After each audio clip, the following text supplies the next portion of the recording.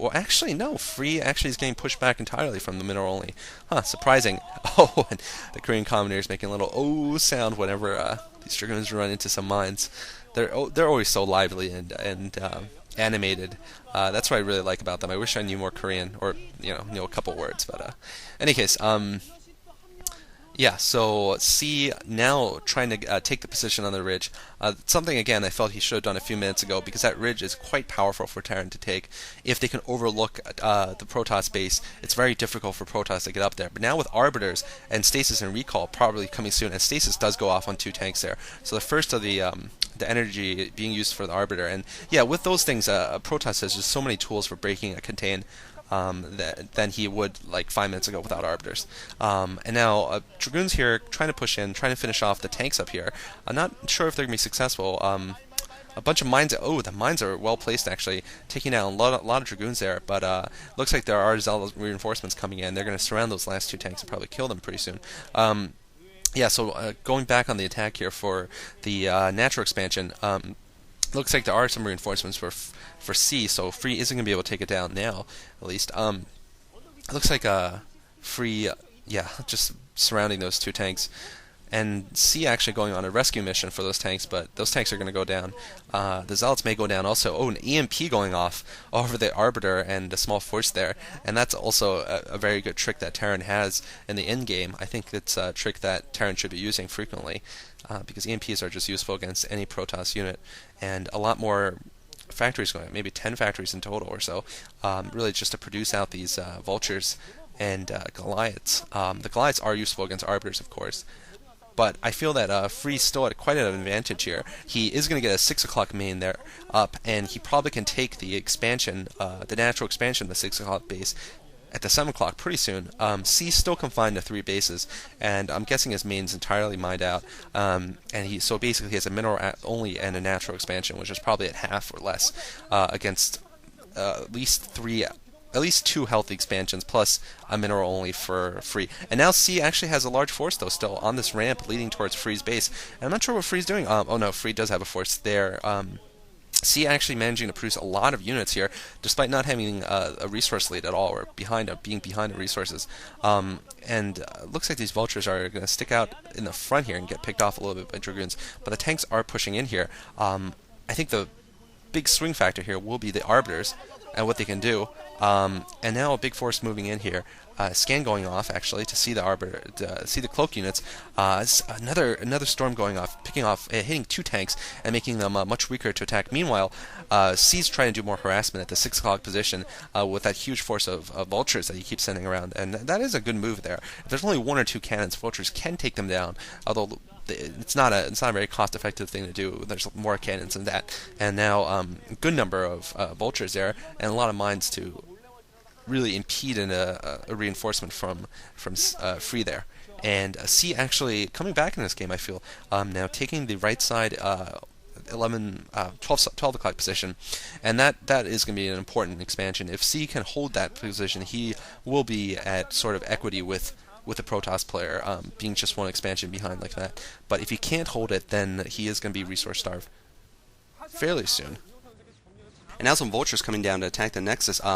Looks like Free is has done a recall actually inside of C's base. I did not see this before. Looks like 5 Dragoons in this base here, and it looks like a science vessel going over to help. A bunch of Vultures coming in to try to take out these 5 Dragoons here.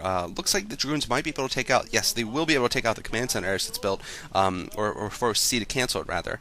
And now C's way behind now. Like I said, that expansion was critical to keeping him in this game. Even though he's been able to take out this force here, he has to rebuild his command center before he can get any minerals. And meanwhile, Free is just taking a big lead in production. It looks like C has managed to take out all of the 6 o'clock position. Yeah, he's finishing it off, killing off that last gateway. But this exchange is gonna hurt C a lot more than Free, because Free is 1 expansion ahead at least. If you count another expansion there, if he can get back up, then he's 2 expansions up. So yeah, now we're seeing an Arbiter flying into C's base here. This Arbiter looks like it's going to be going up for a recall. It's all over the factories, and the recall comes in. And it looks like he recalled another Arbiter there, so he might be going for a second recall here. And this large group here might do substantial damage to C here. We'll see if he takes out any of these factories. Looks like he's focusing on these units though. But a lot of Vultures coming back. Some Storms try and slow him down. There's about like 24 Vultures though, and they're going to be able to break through this line of Dragoons, I think. So this recall not killing C off yet, but it is costing him his focus and a couple of units here and there. No buildings really going down though for C. Free now trying to run away with his 2 Arbiters. Looks like he's going to be able to go north.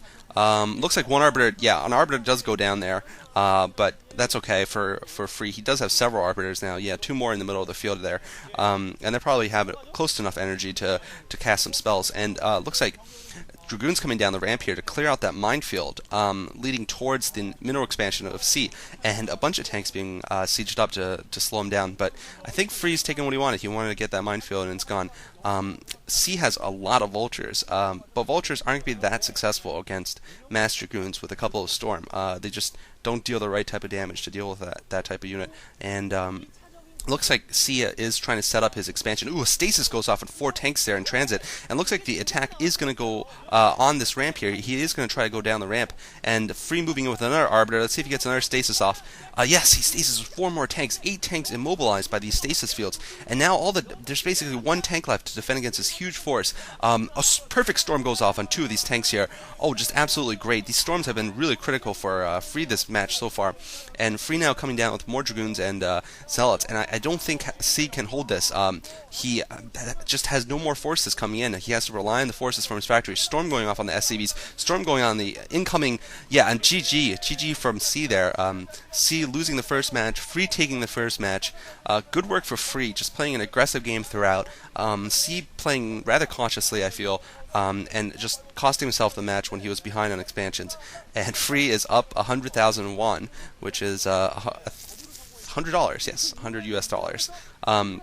Of course, the second game is going to be worth $200, and all the way to the 7th, it's going to be worth $700. So C certainly has his opportunity to get his money back. We see Free here looking pretty happy. I think I'm going to continue the next video for Game 2 just directly after this, because it's one long broadcast for the people watching it on Korean TV. Hope you enjoyed Game 1. Please check out www.sc2gg.com for more English commentaries and information about pro gaming. Yeah, thanks for watching, guys.